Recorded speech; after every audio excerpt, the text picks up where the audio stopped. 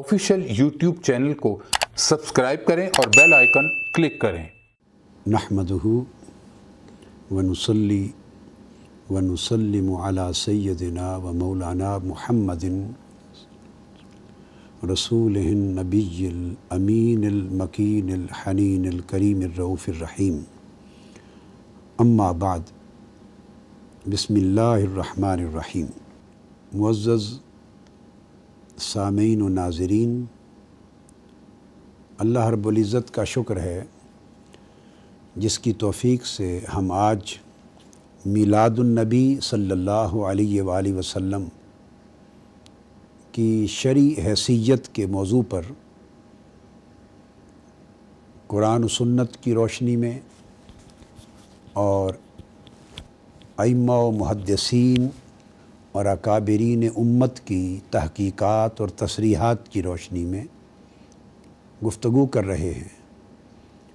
और आज बिहम्दिल्लाह ताला इस सिलसिलावार गुफ्तगू की 7वीं क़िस्त है। आज के इस नशिस्त में जिस मौजू पर मैं रोशनी डालना चाहता हूँ अल्लाह जल्ल मजदहू की तौफ़ीक़ से, वो ये है कि हम इस अमर का जायज़ा लें कि मीलादुन नबी सल्लल्लाहु अलैहि वसल्लम का जो एहतमाम और सेलिब्रेशंस की जाती हैं, तो इसके अज्ज़ा क्या हैं, इसके कॉन्स्टिट्यूएंट एलिमेंट्स क्या हैं। किसी भी चीज़ की हिल्लत व हुर्मत और उसके जायज़ व नाजायज़ होने या उसके बायस खैर व बरकत और बायस अजर व सवाब होने का तयन इस बात से भी होता है कि उसकी नौइयत का, उसकी माहियत का और उसके अज्ज़ाए तरकीबी का जायज़ा लिया जाए। पहली बात मैंने उस दिन अर्ज़ कर दी थी पहली नशिस्त में कि मीलादुन नबी सल्लल्लाहु अलैहि वसल्लम एक ऐसा लफ्ज़ है जो हुज़ूर नबी अकरम सल्लल्लाहु अलैहि वसल्लम की अहादीस में कसरत से इस्तेमाल हुआ। सहाबा कराम की ज़ुबान पर मीलादुन नबी का लफ्ज़ आम रहता। और मैंने जामे तिरमज़ी की किताबुल मनाक़िब का हवाला दिया था कि उन्होंने उसके अंदर बाबो मा जाअ फ़ी मीलादिन नबी सल्लल्लाहु अलैहि वसल्लम मीलादुन नबी के उन्वान से एक चैप्टर कायम किया है। अब मीलादुन नबी का मतलब फ़कत ये है कि हुज़ूर अलैहिस्सलातु वस्सलाम की विलादत बासआदत की खुशी मनाना शरई तरीक़ पर। और उस शरई तरीक़ में मैंने अर्ज़ किया कि अल्लाह ताला की नेमत जिस दिन नसीब हो तो कुरान और सुन्नत से साबित है कि एक तो उसकी खुशी मनाने का तरीक़ा अल्लाह रब्बुल इज़्ज़त का शुक्र बजा लाना है। सो मिलाद सेलिब्रेशंस में तशक्कुर का, शुक्र की बजा आवरी का उनसर भी गालिब पाया जाता है। दूसरा हिस्सा सेलिब्रेशंस ऑफ मीलादुन नबी उसका होता है कि तहदीस नेमत, अल्लाह की उस नेमत का ज़्यादा से ज़्यादा चर्चा करना, तशहीर करना और दुनिया के गोशे गोशे तक और लोगों के अंदर अकनाफ़ व अतराफ़ आलम तक उस नेमत की खुशी और उस नेमत के एहसास तशक्कुर को कम्युनिकेट करना, पहुँचाना। तो फ़अम्मा बिनिअमति रब्बिका फ़हद्दिस, सो तहदीस नेमत भी कसरत से नस्र में, ख़िताबात में, तकारीर में, नात ख़ानी में होती है। तीसरा पहलू मैंने अर्ज़ किया था, अल्लाह रब्बुल इज़्ज़त ने फ़रमाया फ़ल यफ़रहू, अल्लाह की नेमत के हुसूल पर खुशी मनाओ। तो इसमें खुशियाँ मनाने का उनसर होता है। अब साफ ज़ाहिर है खुशी मनाना उसके लिए कुछ समा होता है, साफ ज़ाहिर है उसके लिए आदमी एहतमाम करता है, खाना करता है, महफ़िल करता है, चरागा करता है, एक अच्छा एटमॉस्फियर क्रिएट करता है। इजहार मुसर्रत के जायज़ शरई सैकड़ों तरीक़े हैं, उन सारों को बरूएकार लाया जाता है। तो ये सूरत भी इसमें शामिल है। इलावा अज़ीं इसके अंदर मुख्तलिफ़ मजालिस व महाफ़िल का और इज्तिमाआत का एहतमाम होता है। ये मीलादुन नबी है। यानी मीलादुन नबी कि हुजूर की विलादत बासआदत के मौका पर आप इज्तिमा करते हैं, महाफ़िल करते हैं और मजालिस करते हैं, जलसे करते हैं। उस इज्तिमा में करते क्या हैं? तिलावत कुरान होती है, नात रसूल होती है और हुज़ूर सल्लल्लाहु अलैहि वसल्लम की मदहत व नात के साथ साथ फिर खिताबात होते हैं। خطابات میں حضور علیہ السلام کی سیرت طیبہ بھی موضوع ہوتا ہے، اور حضور علیہ السلام کی ذات اقدس کے شخصی روحانی فضائل، آپ کے مناقب، آپ کے معجزات، آپ کے کمالات اور آپ کی شان اقدس کی عظمتوں کے مختلف پہلو اجاگر کرنا بھی مقصود ہوتا ہے، تاکہ اس بیان سے سامعین کے دلوں میں، امت مسلمہ کے دلوں میں حضور علیہ السلام کی محبت پیدا ہو، وہ محبت جو عین ایمان ہے۔ حضور علیہ السلام نے فرمایا لا یؤمن احدکم حتی اکون احب الیہ من والدہ وولدہ والناس اجمعین، کہ اس وقت تک کوئی شخص صاحب ایمان ہی نہیں ہوتا جب تک اس کے دل میں میری ذات کے ساتھ محبت اس کے والدین سے، اس کی اولاد سے اور پوری دنیا انسانیت کے ہر فرد سے زیادہ بڑھ نہ جائے۔ تو گویا حضور کی شان کو نثر میں، نظم میں، خطاب میں، نعت میں اس طرح بیان کرتے ہیں کہ لوگوں کے دلوں میں اپنے نبی، اپنے پیغمبر کی ذات اقدس کے ساتھ ایک جذباتی وابستگی پیدا ہو، محبت کے جذبات پیدا ہوں، تعظیم اور تکریم کے جذبات پیدا ہوں، اور مسلمانوں کے اندر اپنے نبی کے لیے ادب کرنے کا، تعظیم کرنے کا اور ان کی عظمت کے پیش نظر ان کے ساتھ ایک احترام کا تعلق استوار کرنے کا رشتہ پیدا ہو۔ پھر صلاۃ و سلام ہوتا ہے۔ صلاۃ و سلام قرآن میں اللہ کا حکم ہے، یہ واحد وہ عبادت ہے جو اللہ کی سنت ہے۔ اللہ رب العزت نے فرمایا ان اللہ و ملائکتہ یصلون علی النبی، بے شک اللہ اور اس کے تمام فرشتے نبی صلی اللہ علیہ وآلہ وسلم پر درود بھیجتے ہیں۔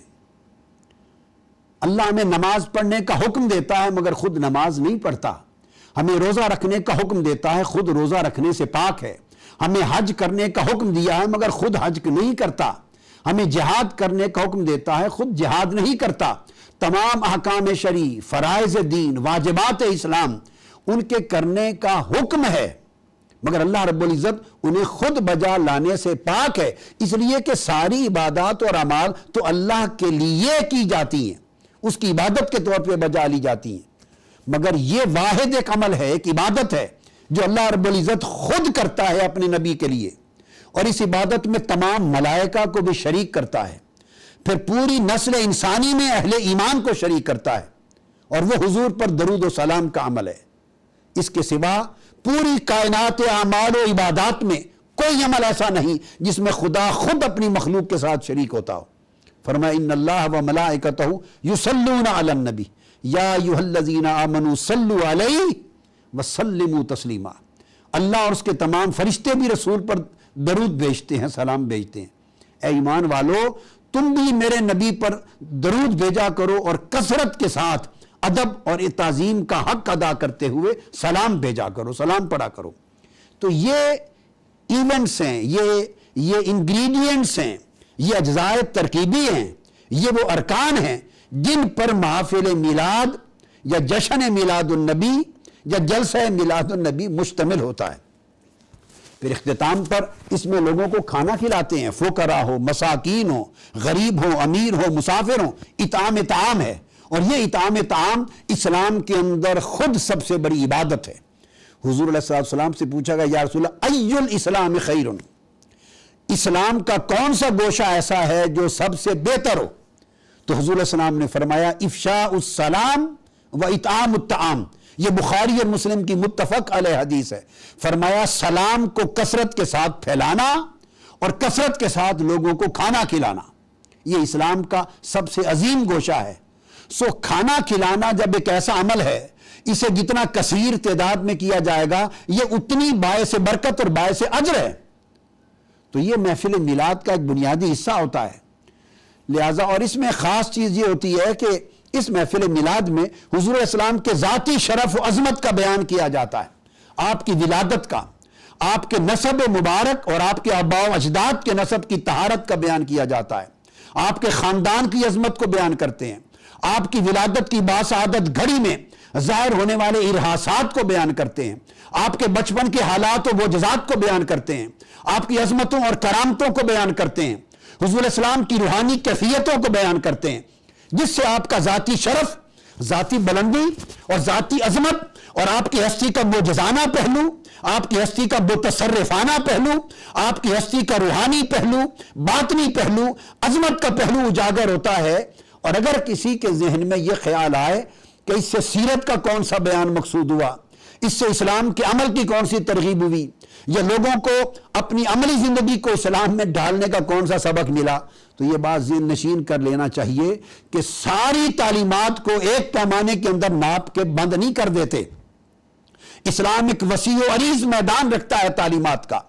یہ انسانی زندگی کے جذبات کے پہلو کی بھی تسکین کرتا ہے، انسانی زندگی کے عملی پہلو کی بھی تسکین کرتا ہے، انسانی زندگی کے نفسیاتی پہلو کی بھی تسکین کرتا ہے، انسانی زندگی کے حیاتیاتی پہلو کی بھی تسکین کرتا ہے، انسانی زندگی کے ثقافتی پہلو کی تسکین کرتا ہے، انسانی زندگی کے انفسی پہلو کی تسکین کرتا ہے، انسانی زندگی کے ماورائی پہلو کی تسکین کرتا ہے۔ وہ انسان کی پرسنالٹی اللہ نے ایک کمپریہنسو پرسنالٹی بنائی ہے، اس میں بیولوجیکل ایسپیکٹ ہیں، اس میں سائیکولوجیکل ایسپیکٹ ہے، اس میں سائیکیکل ایسپیکٹ ہے، اس میں سوشولوجیکل ایسپیکٹ ہے، اس میں سوشو کلچرل ایسپیکٹ ہے، اس میں ایجوکیشنل ہے، اس میں پرسیپشنل ہے، اس میں ایموشنل ایسپیکٹ ہے، سینٹیمنٹل ایسپیکٹ ہے، اس کے اندر انسان کے لیے ٹرانسینڈنٹل ایسپیکٹ ہے، فلوسافیکل عنصر ہے، اسپرچول عنصر ہے، انسان کے ذہن میں انٹلیکچوئل عنصر ہے۔ کوئی گوشہ انسان کی شخصیت کا ایسی نہیں جس کی تسکین کا سامان پورا کرنا اسلام کی ذمہ داری نہیں۔ اور اسلام نے اپنی تعلیمات کو اتنے خوبصورت طریقے سے ایک توازن دیا ہے، ایک جامعیت دی ہے کہ ہر گوشے کی تکمیل ہوتی ہے۔ انسان کی زندگی میں اعمال بھی پرورش پا رہے ہیں، اس کی زندگی کے جذبات بھی نفرت اور محبت میں پرورش پا رہے ہیں، اولاد کے ساتھ، بیوی کے ساتھ، بچوں کے ساتھ محبت بھی ہے۔ اسلام روکھا پن نہیں دیتا، خشک ملا نہیں بناتا، راہب الدنیا نہیں بناتا کہ وہ جذبات کو چھوڑ دے، وہ محبتوں کے عنصر کو چھوڑ دے، فرحت راحت اور مسرت کے عنصر کو چھوڑ دے، نہیں، اسلام نے انسان کو بیلنس بنایا ہے۔ اسی طرح تعلیمات بھی بیلنس ہیں۔ تو جب اسلام کی تعلیمات ہیں جہاں وہ عمل کے گوشے کی پرورش کرتا ہے، وہاں نبی کے ساتھ عشق اور محبت کے گوشے کی بھی پرورش کرتا ہے۔ اللہ اپنی ذات کے ساتھ عشق اور محبت کے گوشے کو بھی پالتا ہے۔ جہاں اس نے فرمایا اقیم الصلاۃ، نماز پڑھو، اقیم الصلاۃ لذکری، جہاں اس نے فرمایا کتب علیکم الصیام، تم پر روزے فرض ہیں، جہاں اس نے عملی زندگی کی تلقین کی، حج کی، زکوٰۃ کی، صدقات کی، خیرات کی، حلال و حرام کی، وہاں اس نے کہا الذین آمنوا اشد حبا للہ، ایمان والے وہ ہیں جو ٹوٹ ٹوٹ کر اللہ سے عشق کرتے ہیں، اللہ سے محبت کرتے ہیں، ماں باپ سے بڑھ کر محبت کرتے ہیں، اپنے گھر بار، تجارت، مال دولت، دنیا کی راحت، آسائش اور دنیا کی ساری لذت آفرینی کی چیزوں سے بڑھ کر خدا سے، اس کے حبیب مصطفیٰ سے اور دین سے عشق و محبت کرتے ہیں۔ احب الیکم من اللہ و رسولہ، کوئی شے اللہ اور اللہ کے رسول کی محبت سے بڑھ کر نہ ہو۔ تو آپ نے دیکھا محبت کے گوشے بھی ہیں، اور یہ محبت کے گوشوں سے صحابہ کرام کی زندگی بھری پڑی ہے۔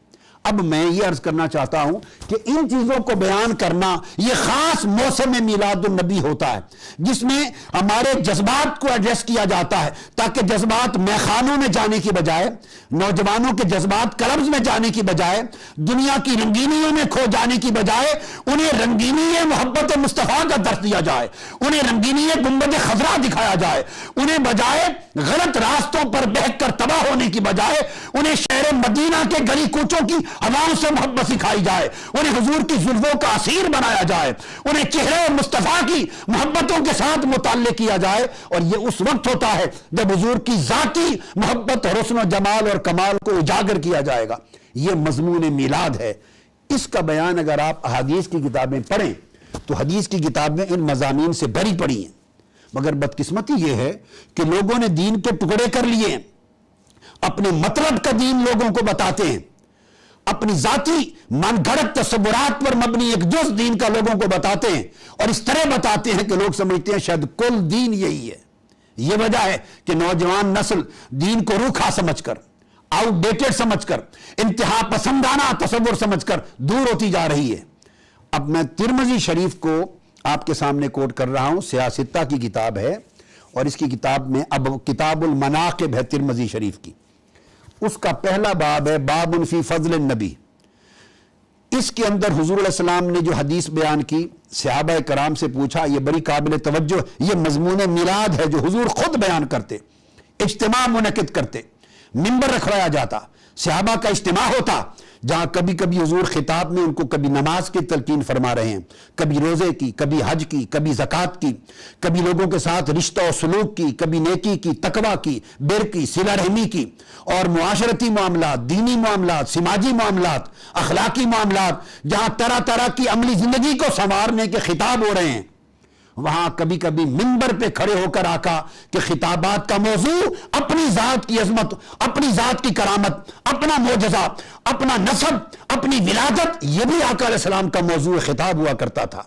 سو یہی موضوعات جشن میلاد النبی کا عنوان ہے۔ مگر بدقسمتی یہ ہے کہ لوگ جب آج دین کی تبلیغ کرتے ہیں تو ان سارے گوشوں کا بلیک آؤٹ کر دیتے ہیں ٹی وی پر، تقریروں میں۔ میں اس کو اجاگر کر رہا ہوں۔ تو حضور علیہ السلام نے فرمایا صحابہ کرام کو منبر پہ کھڑے ہوئے، یہ حدیث کتاب المناقب باب اول ہے، فی فضل النبی سے کوٹ کر رہا ہوں۔ صحابہ کا اجتماع، فرمایا قال من انا، لوگوں بتاؤ میں کون ہوں۔ اب سوچیں کوئی سوال ہے کرنے کا؟ پوچھا آقا نے میں کون ہوں؟ صحابہ کرام نے عرض کیا قالوا انت رسول اللہ علیک السلام، یا رسول اللہ آپ پر سلام ہو، آپ اللہ کے رسول ہیں۔ فرمایا ٹھیک ہے میں اللہ کا رسول ہوں، مگر میں پوچھنا چاہتا ہوں کہ میں کون ہوں۔ تو آپ نے دیکھا رسالت کو منصب قرار دیا، اور اس منصب کے ساتھ آج اپنا ذاتی تعارف کروا رہے ہیں۔ فرمایا قال انا محمد بن عبد اللہ ابن عبد المطلب، میں محمد بن عبداللہ بن عبد المطلب ہوں۔ اپنا نسب بیان کیا، جبکہ حضور کا نسب شہر مکہ کا بچہ بچہ جانتا تھا، یہ کوئی ایسی بے خبری کی چیز نہیں تھی، ہر شخص جانتا تھا۔ مگر آپ نے اپنے نسب پاک کو، ولادت کو، خاندان کی عظمت کو، شرافت کو بیان کرنا، اس کو اپنی سنت بنایا۔ پھر فرمایا ان اللہ خلق الخلق فجعلنی فی خیرہم، اللہ نے کل مخلوقات کو پیدا کیا اور سب سے اعلیٰ مخلوق میں میری پیدائش ہوئی۔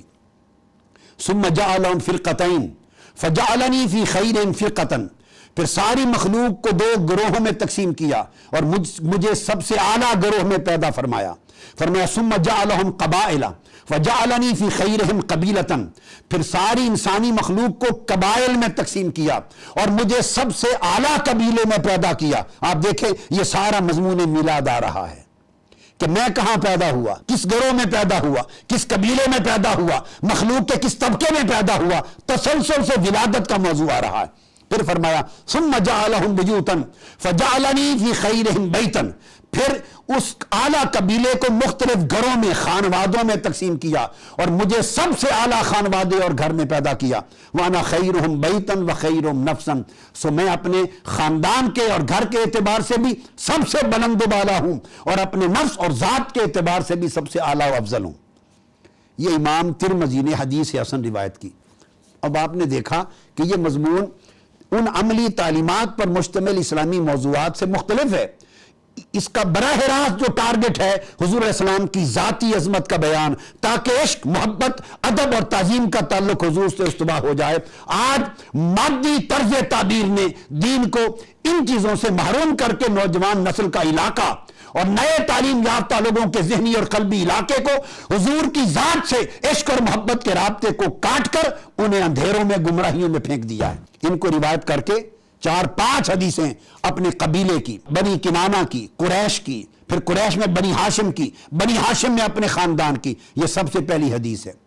اس کے بعد حضور علیہ السلام وہ حدیث امام ترمذی لائے ہیں۔ پھر صحابہ نے پوچھا عن ابی ہریرہ، روایت کرتے ہیں وہ، یا رسول اللہ متی وجبت لک النبوہ، آپ کو نبوت کب ملی اور نبوت آپ کے لیے کب ثابت و واجب ہوئی؟ اب بولیے کیا یہ ایک سوال کرنے کا ہے؟ اگر اس سے مراد بعثت تھی، اعلان نبوت تھا، تو کس کو معلوم نہیں ہے کہ حضور کی بعثت 40 برس کی عمر مبارک میں ہوئی؟ مگر اس کے باوجود پوچھا، اس کا مطلب ہے وہ بعثت کا سوال نہیں کر رہے تھے، وہ عالم بالا میں حضور کی اس روحانی زندگی کی ابتدا کی بات کر رہے ہیں جب آپ کو خلعت نبوت کے ساتھ سرفراز کیا گیا۔ تو آپ نے فرمایا قال وآدم بین الروح والجسد، میں اس وقت بھی نبی تھا جب حضرت آدم کا پتلا یعنی جسم ابھی پانی اور مٹی کے خمیر کے درمیان تھا۔ تو گویا آقا علیہ السلام نے اپنی ولادت سے پہلے اپنی تخلیق کا بیان کیا۔ پھر امام ترمذی حضور کے فضائل بیان کرتے ہیں کہ اس طرح قیامت میں میرا منصب ہوگا اور اللہ تعالیٰ اپنے عرش کی دائیں جانب مجھے مقام عطا کرے گا جو خلائق میں سے کسی کو بھی وہاں ٹھہرنے کی جگہ نصیب نہ ہوگی۔ پھر حضور بیان کرتے ہیں الا وانا حبیب اللہ ولا فخر، الا وانا حامل لواء الحمد ولا فخر، الا وانا اول شافع واول مشفع ولا فخر، انا اول من يحرك هلك الجنة فيفتح الله لي ولا فخر، انا اکرم الاولین والآخرین ولا فخر۔ آپ نے فرمایا لوگوں سنو میں اللہ کا محبوب ہوں اور فخر نہیں، میں قیامت کے دن اللہ کی حمد کا جھنڈا میرے ہاتھ میں ہوگا، فخر نہیں۔ حضرت آدم سے عیسیٰ تک ہر کوئی میرے جھنڈے کے نیچے ہوگا، فرمایا فخر نہیں۔ پہلا شفاعت کرنے والا اور پہلا مقبول و شفاعت میں ہوں گا، کوئی فخر نہیں۔ جنت کا دروازہ کھول کر جنت کا افتتاح کرنے والا میں ہوں گا، فرمایا اس پر فخر نہیں۔ اور میں اول و آخر ساری مخلوقات کی بزرگ ترین ہستی ہوں گا، اس پر فخر نہیں۔ آپ نے دیکھا میں نے نمونے کی یہ حدیثیں بیان کی ترمذی شریف سے، اسی طرح بخاری شریف میں بھری پڑی ہیں، مسلم میں ہیں۔ مقصود بیان کرنے کا یہ ہے کہ ان مضامین کو بیان کرنا جو محافل میلاد میں حضور کی ذاتی شرف عظمت پہ مرکوز کیے جاتے ہیں مضامین، اور نعت کا مضمون یہ ہوتا ہے، اور لوگ کہتے ہیں یہ نعت خوانی کیا ہے؟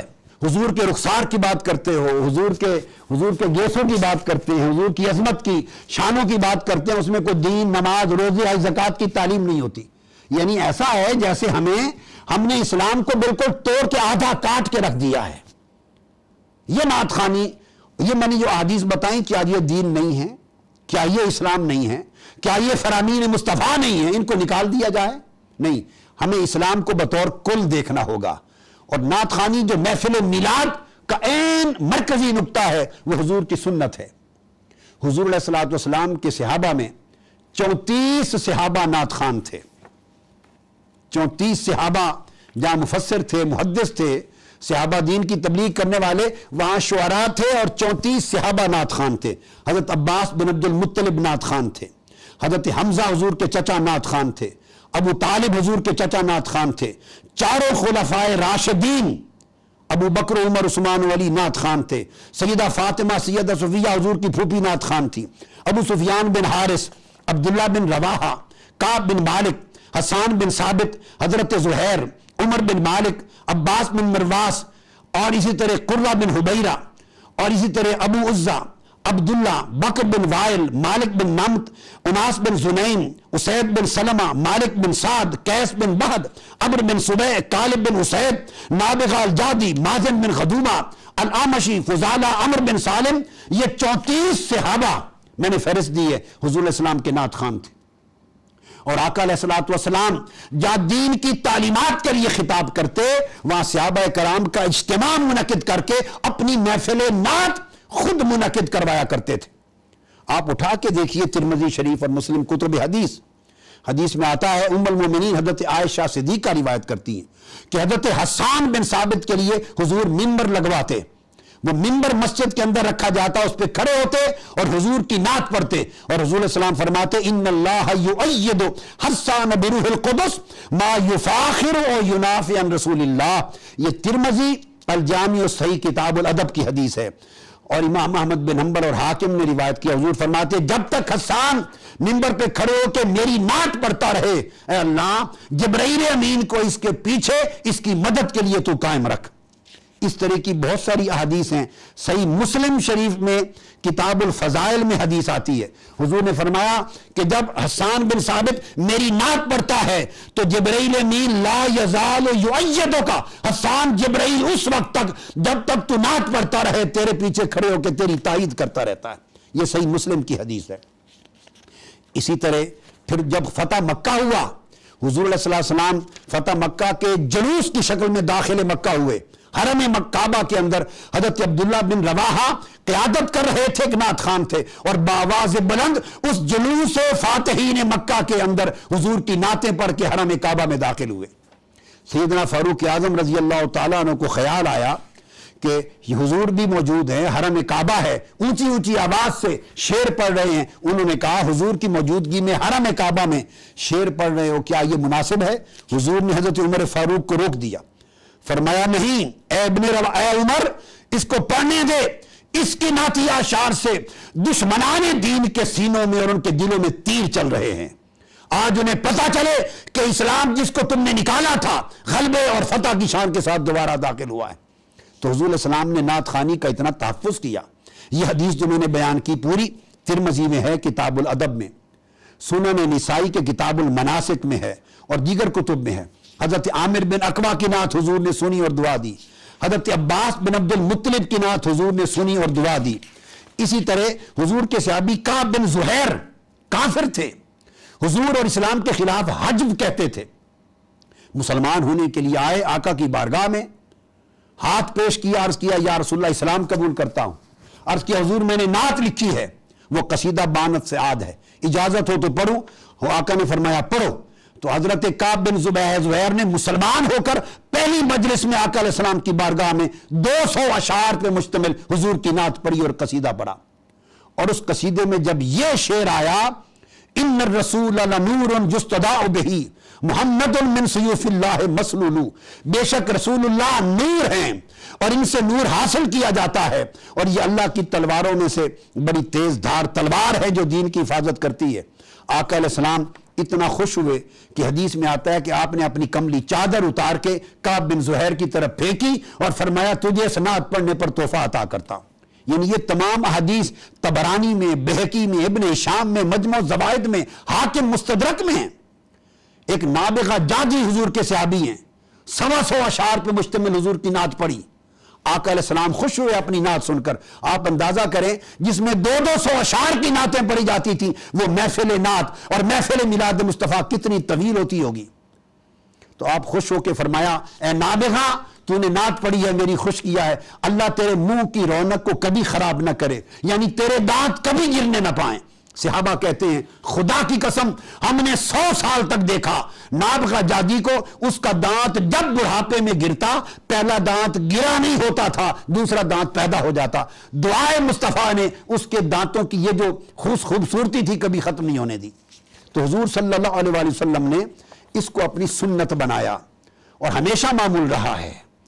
سو محافل میلاد کا بنیادی تصور حضور کی سیرت کا پیغام دینا، اور اس میں خاص طور پہ حضور کی ولادت باسعادت اور آپ کی ذاتی عظمت کو بیان کر کے حضور کی محبت اور تعظیم اور ادب کے رشتوں کے چراغ مسلمان امت کے دلوں میں جلانا، اور کٹے ہوئے رشتوں کو اپنے جذبات کے ساتھ پھر گنبد خضرا کی سرکار کے ساتھ جوڑ دینا ہے۔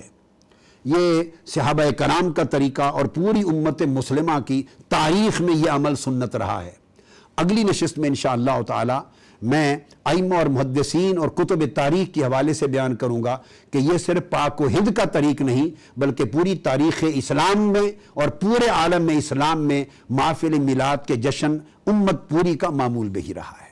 اللہ رب العزت ہمیں اس کی صحیح معرفت عطا کرے اور اس کی صحیح روح کو سمجھ کر عمل کرنے کی توفیق عطا فرمائے۔ وما علینا الا البلاغ۔ شیخ الاسلام ڈاکٹر محمد طاہر القادری کے آفیشیل یوٹیوب چینل کو سبسکرائب کریں اور بیل آئیکن کلک کریں۔